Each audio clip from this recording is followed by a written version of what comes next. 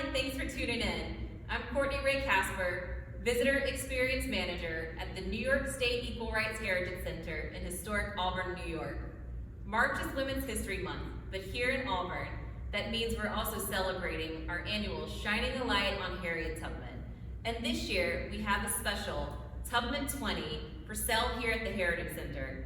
Each one is hand-signed and numbered by the artist Blake Chamberlain in special commemoration of Harriet Tubman Day 2021. And also happening tonight as part of our virtual programming, we'll be having a live conversation on our Facebook page, Equal Rights Heritage, with the New Yorker executive editor and author of the forthcoming title, The Agitators, which talks about the friendship of Harriet Tubman, Martha Coffinwright, and Frances Seward, and really delves into the allyship of these three women as they're fighting for abolition and women's rights right here in 19th century Auburn, New York. But before we get started on touring the space, just like to give you an overview of something that you might see as you're moving through. You'll notice these three color codings throughout. And what this means is if there's a person, a place, a historic event, or a march, in any of these shadings, that means it pertains to that equal rights movement. And what you'll see as we move through the space is about 250 years worth of New York State history as it pertains to human rights, abolition of slavery, and women's rights. So follow me. We like to point out the architecture as we move through the space. The architects did a really great job of making sure that each of our historic sites are framed in these beautiful portrait-like windows. Here you'll see our neighbor, William Seward. You'll also notice that the walls are a stamped concrete, kind of emanating that style of I am pay. We also have wooden structures throughout the building, like this bench that you see here, that's in the shape of Key the Lake. This was crafted by an artist in Buffalo.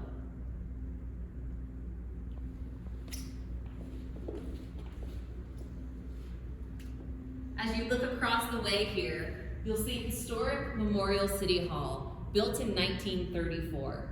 And in our beautiful courtyard here, there's a beautiful bronze statue of Harriet Tubman that lights the way.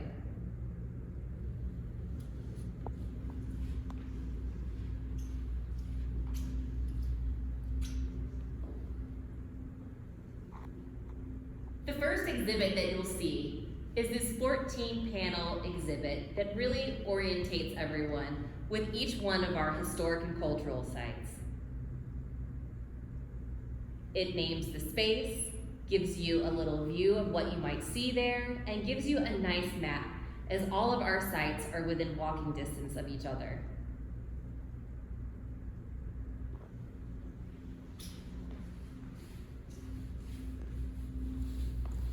Next up is our portrait wall. And here's where you really will see that color coding start to shine through. You might see some famous faces on this wall. Some of these women who really embody this year's Women's History Month theme.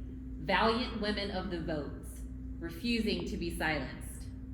Women like Harriet Tubman, Emily Howland, Susan B. Anthony, Elizabeth Cady Stanton, Shirley Chisholm, Eliza Wright Osborne, and so many more.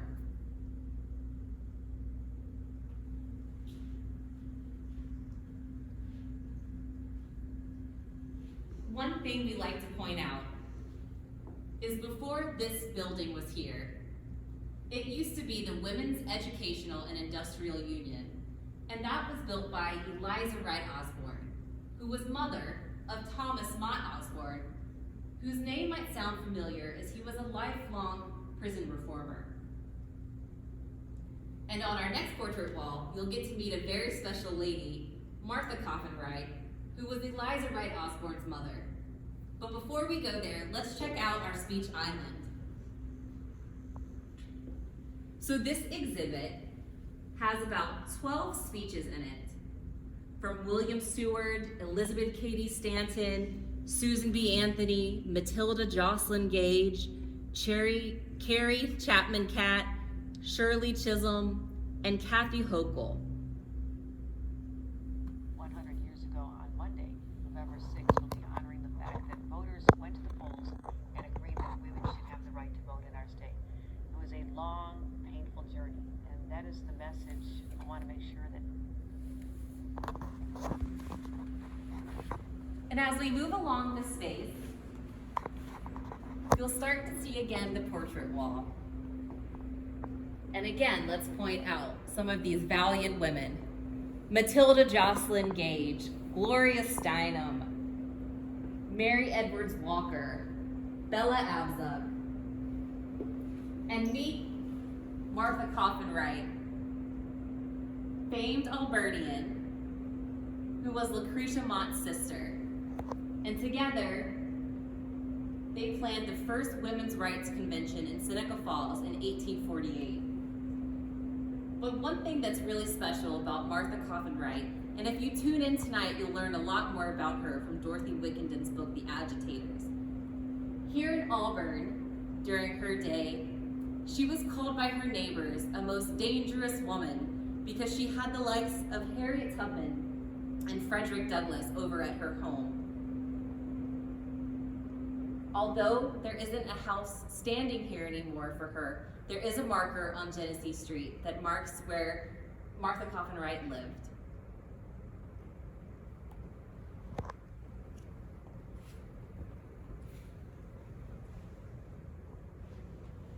Up next is our song ball. And of course you see here, Daughters of Freedom. Let's take a listen. Daughters of freedom, arise in your might, march to the watchwords, justice and right. What's great about all of these is that every song that you scroll through, you'll be able to read the lyrics, and it will also prompt you to go learn more. You can also follow the marquee here. So for Daughters of Freedom, it's going to prompt you to go learn more at the Women's Rights Historical Park in Seneca Falls. But I just have to give a little shout out to one of our personal favorites, and that's Oh Harriet the Brave, which was written by local elementary school students here in Auburn.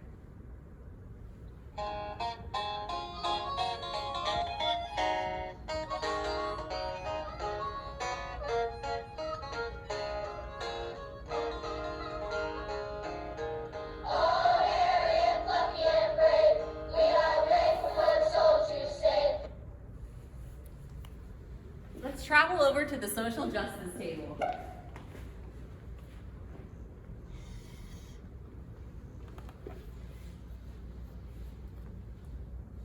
Here, there's about 100 events and sites that you can sit here and learn about, or watch the videos as they scroll around.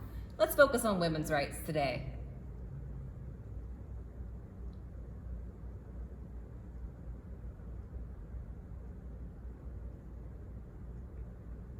So as you scroll through, you'll see again that color coding throughout.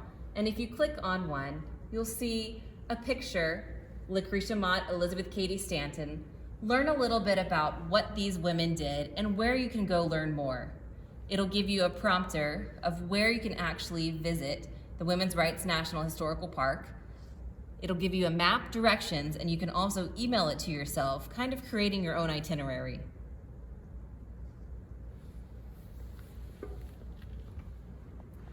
But the most famous wall here, or the most photographed wall here in the center, is our posters, broadsides, bills, and banners wall. And on this wall, we like to point out some very special women's suffrage posters. These posters here are reproductions of originals that you can see at the Hallam Stone Store Museum in Sherwood. And what is so special about being able to have reproductions is that things like this come through. As you can see, the 15 was just repurposed and covered up with a 7 when women didn't get the vote in 1915.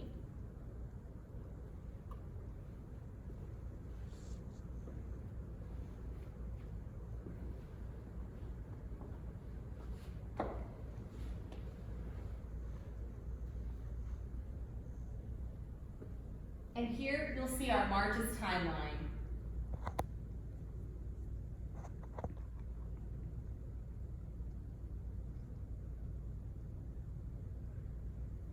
This timeline gives a great overview of ways that New Yorkers organized together in the fight for equal rights. It starts in 1785 and continues on until 2017, ending with the Women's March in Seneca Falls.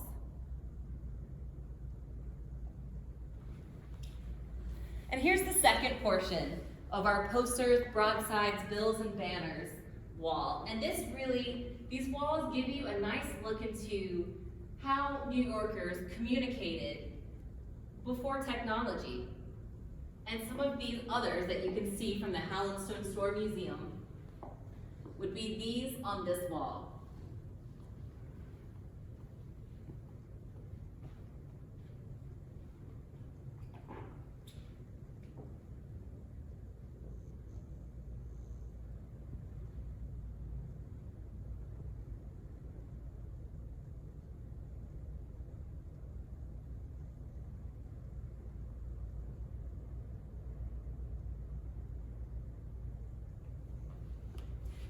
So before we conclude our exhibit tour today, I'd like to take you over to the Taste New York Market, where you can actually find a couple of prints and postcards of the posters that you see here for sale. And also, we do have a lot of woman-made products. So come on over.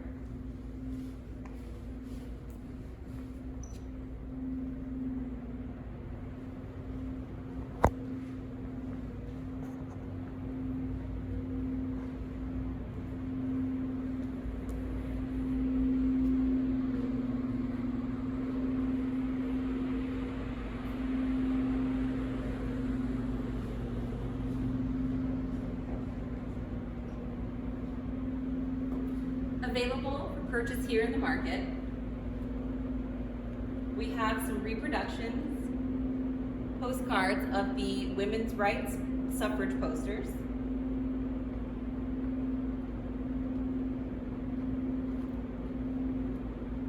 And there's also greeting cards about Harriet Tubman,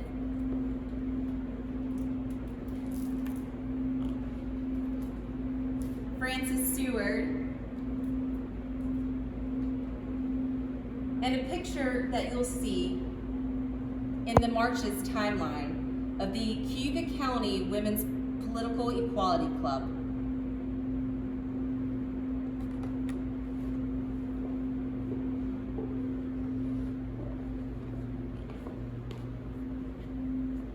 So thanks for taking a tour with us. We hope you come visit. We are open Wednesday through Saturday, 10 a.m. to 4 p.m. And we hope you tune in tonight for 7 p.m. for our Facebook Live event with Dorothy Wickenden talking about the Agitators.